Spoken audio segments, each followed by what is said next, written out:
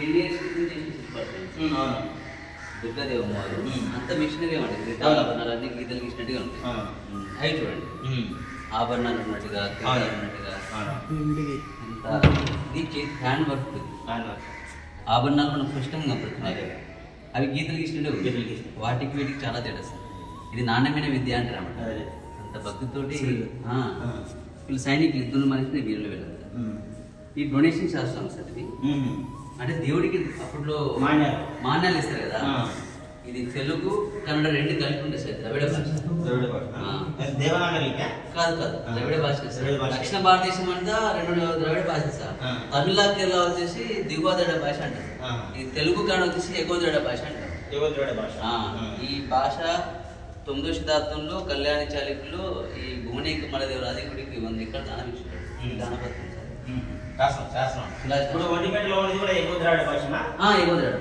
Vontimitta area మొత్తం ఈ area చాళుక్యులు రాష్ట్రకూటులు ఇక్కడ పరిపాలించే 6 నుంచి ఇక్కడ ప్రపంచ రాజులంతా ఇక్కడ. అక్కడ తమిళ చోళులు పాండ్యులు. తమిళనాడు దిగువద్రాడు తమిళనాడు కేరళ కూడా సార్. వినండి సార్, నేను చెప్పేది కర్ణాటక తెలంగాణ ప్రాంతం అంతా కూడా ఇక్కడ చాళుక్యులు రాష్ట్రకూటులు కళ్యాణ చాళుక్యులు కాకతీయులు ఇట్లా విజయనగర సామ్రాజ్యం. అక్కడ చోళులు పాండ్యులు అటువైపు ఉంటాయి.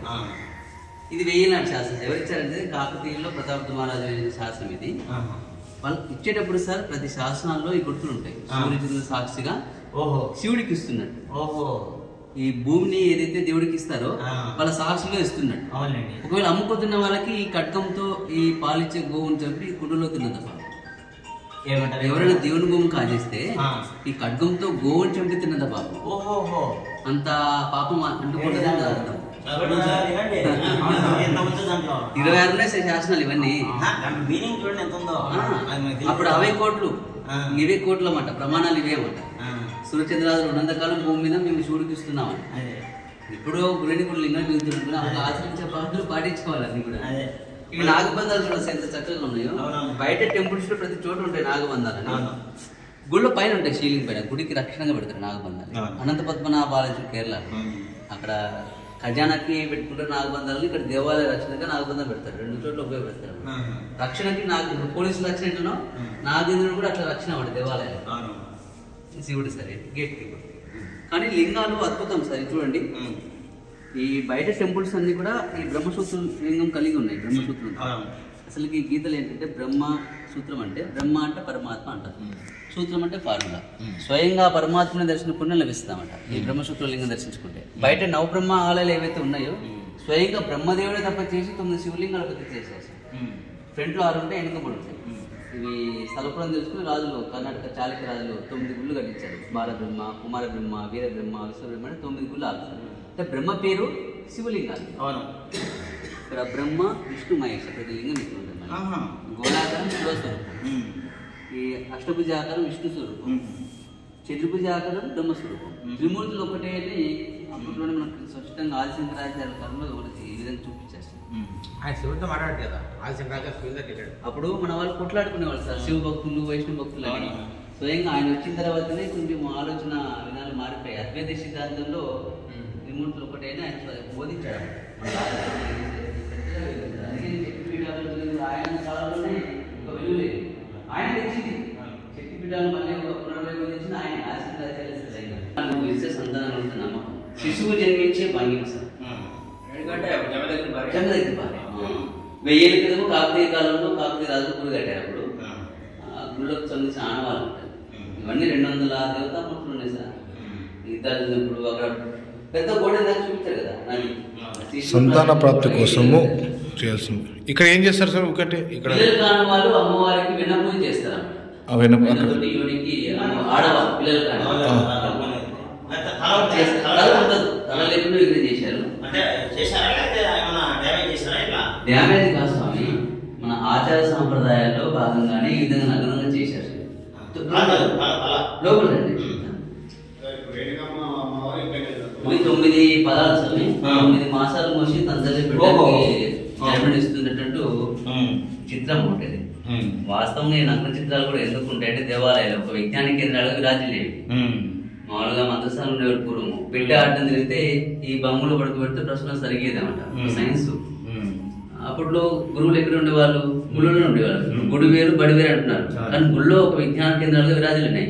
రామాయణం కానీ మహాభారతం కానీ ఇవన్నీ మంచి మార్గంలో పురాణ సాధనలు ఉపయోగపడేటమాట. ఈ స్తంభాల పైన దూల పైన ఎందుకు పెడతారంటే 9 ఫలాలు ఉంటాయి. అంటే ఫలం లేని వాళ్ళకి ఫలిస్తున్నట్టుగా. 10 నెలలు కూడా ఉంది. 10 మాసాలు. ఇప్పుడు సిద్ధం చేస్తాడు అంతే. కానీ విద్యని ఎక్కడ నేర్చుకున్న వాళ్ళు గురువు దగ్గర నేర్చుకున్న వాళ్ళు. విద్య ఇట్లా పని ఉంటే సప్తమాత్రిక లేదు. ఇక్కడ వీరభద్రుడు ఒక వినాయకుడు, 7 ఒక్కొక్కరు శక్తులు సంఘం. బ్రాహ్మి, మహేశ్వరి, కౌమారి, వైష్ణవి, కులదేవులు పూజించారు. 7 నిమిషాలు ఇవన్నీ 7 నిమిషాలు 2 స్టోన్లు మొత్తం 7 నిమిషాలు సార్ నిర్వహిస్తారా. వాళ్ళు కర్ణాటకలో తెచ్చారు. ఇప్పుడు కదా బండకి కందెన పూసేవాడు. చిన్న గ్రామం అది. మళ్ళా ఇక్కడ గ్రీజ్ అంటున్నాడు కందెన ఊరికి కర్నూలు మారింది. అట్లా కందెన పోలుకి కందెన పోసేవాడు. అట్లా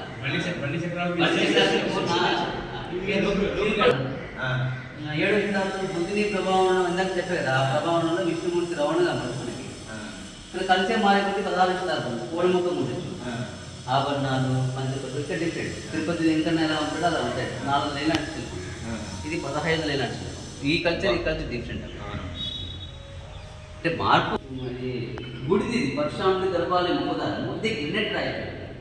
ఈ గ్రెనైట్ రాయి వరంగల్ రామప్ప టెంపుల్ అయిపోతే ఒక ఆఫీలో ఈ గ్రెనైట్ రాయి వాడారు 1000. ఇదంతా 1000 క్రితం గుడిది కట్టారు. గుడి పరశురాముడి గర్భాలయం ముఖదారం. అసలు గర్భాలయం ఎందుకంటే చిన్నగా ఉంటాయంటే ఆమె దేవుడి దగ్గరికి వెళ్తే తల వెళ్ళాలంటారు. లోపల ఏం లేదు, ప్రేమ దొరికింది. ఫిక్స్ చేసి పెట్టారు. ఇవన్నీ ఎలా కూర్చుంటున్నారు? కుబేరు జనరల్ గా సేట్లు మార్వాడేసి ఇలా కూర్చుంటారు కదా, ఆ బంగులో కనబడుతుంది మనకి కుబేరుడు. భాండం కళ్ళు అంటే పొట్టకలేదు. కార్తికేయుడు సేమ్ సప్తమాంతిక సామాన్. బ్రాహ్మి, మహేశ్వరి, కౌమారి, వైష్ణవి, వరాహిని, ఇంద్రాణి, సామంతి. వీళ్ళంతా 7 అంధకాసుని రాష్ట్రం వధించిన తర్వాత పురుషులు శక్తులు అమ్ముతారు. అంధకాసుని రాష్ట్రం వధించడానికి వాస్తవంగా శివుడే అన్నిటి కాకు చేస్తాడు. వాళ్ళు చంపాలా, ఏదో ఒక రూపంలో దేవతలు పుట్టుకొచ్చి వాళ్ళని చంపాలి. ఎందుకు చంపాలి? అత్యంత చంపుతున్నాడు. ఎన్ని బ్లడ్ చుక్కలు కింద కలిసి మళ్ళీ పుడుతుంటారు. కానీ శివుడికి శక్తి సరిపోకుండా ఆయన వరమించినాడు. అప్పుడు అమ్మవారు 4 జాతి తాగుతున్నాం ఆ శిల్పం సరే సన్నివేశం తగ్గట్టు చూపిస్తారు సార్. మనకి 4 కనపడదు. అమ్మవారి కింద ఉన్నారు, రాక్షసుడు ఉన్నాడు, రాక్షసుడు చంపుతున్నట్టు దృశ్యం అన్నమాట. శిల్పాల్లో ప్రతిదీ డ్రాయింగ్ చేసినట్టు కనపడదు మనకు. జనరల్ మనం తెలుసుకోవాల్సింది అంతే. అమ్మవారి చంపుతుంటే ఇక్కడ రాష్ట్రం పుడుతున్నట్టుగా మనం తెలుసుకోవాలి. సూర్య భగవాన్ అంటే ఉష ఛాయ అంటారు. ఉష అంటే వెలుగు, ఛాయ అంటే నేను అంటాడు. వస్తా 10 నిమిషాలు. ఇక్కడ కూడా శక్తిపీఠం ఉంది. అమ్మవారు 5వ భాగం పంటి పై భాగం పడింది అంటారు కదా. ఈ పంటి భాగం చూపండి ఎవరు చూపలేరు.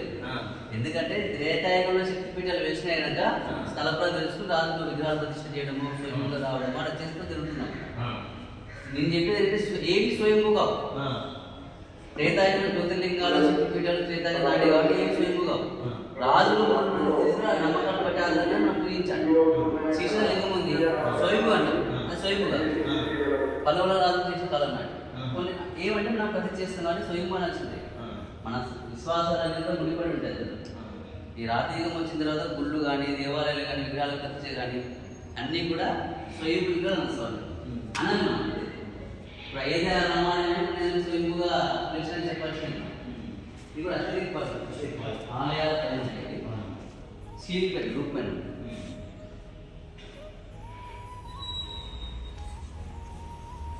ఎలిఫెంట్స్ ఇలాంటి ఇప్పట్లో చెక్కలే. ఇది చూడండి స్వామి ఎంత క్లారిటీ అంటే ఆభరణాలు. ఇప్పుడు అమ్మాయిలు బ్యూటీ పార్క్ లైఫ్లో చేయించుకుంటారు కదా, అప్పుడు లైఫ్లో చేసుకోవడము, లిప్టిక్, ఆభరణాలు ఇవి 1000 క్రితమే వాడారు. ఇవన్నీ కొత్తగా బ్యూటీ పార్లర్ అనుకుంటారు.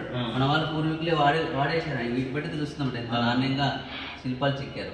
ఇది కూడా ఇటు చూస్తే కోపంగా ఉంటుంది, కన్ను ముక్కు చీడ అటువైపు నవ్వుతుంటుంది, అటు ప్రసన్నం ఇటు అవుతుంది. శిల్పి యొక్క గొప్పతనం ఉంటుంది. మనకి ఆస్వాదించే కళ ఉండాలి స్వామి. నేను ఎన్ని చెప్పినా రాళ్ళ మాదిరి ఉంటుంది, నేనేం చెప్పలేను. కరెక్టే. అంటే వాస్తవం మనకి మనకు ఒక సినిమా చూస్తే అది అనుభూతి, అట్లాంటి అనుభూతి ఉంటేనే మనకి ఏదైనా చేయొచ్చు.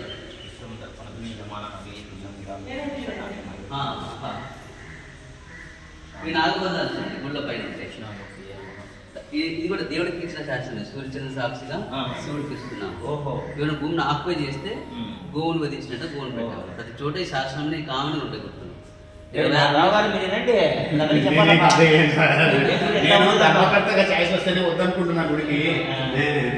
సూర్య భగవాన్ ఎక్కువ కొలిచారంటే దేవతామూర్తులు ఎక్కువ చెక్కారు. పూర్వం 3 గుళ్ళు ఉండేవి. అరసవెల్లి, పునార్, గుజరాత్, అరసవెల్లి శ్రీకాకుళం డిస్ట్రిక్ట్, ఆలము.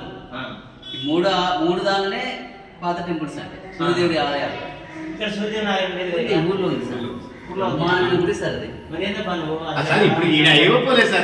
అంటే వాస్తవంగా ఇక్కడ 100కు పైగా ఆలయాలు ఉండేవి సార్. ఇక్కడ శ్రీశైలం ప్రాజెక్ట్ కట్టినప్పుడు చాలా మందికి పోయినాయి.